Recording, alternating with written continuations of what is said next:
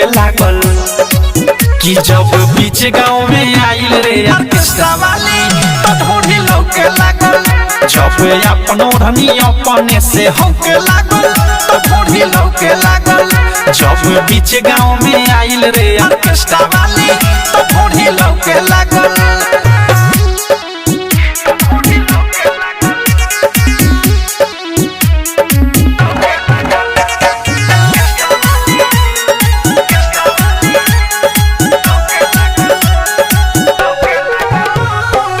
छोरी के मुँह सखी सबके हंसावेला, ढोरी देखावे अपनी जाल में फंसावेला।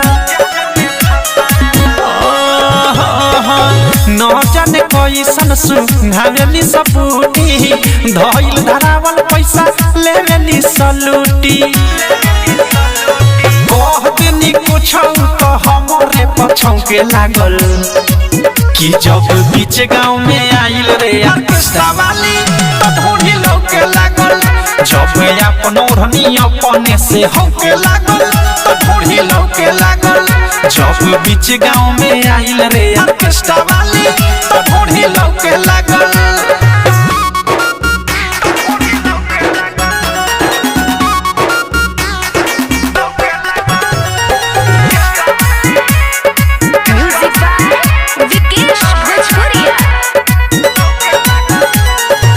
कबो मारी कनकी पनी माला काई, कह में हिलाई कमर ज्यादा लकाई।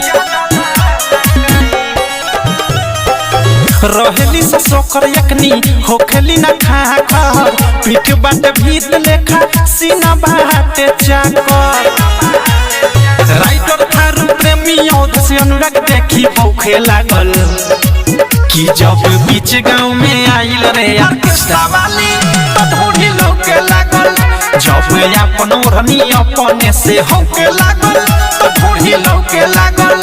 जब बीच गाँव में आइल रे ऑर्केस्ट्रा वाली तो ढोली लौके लागल।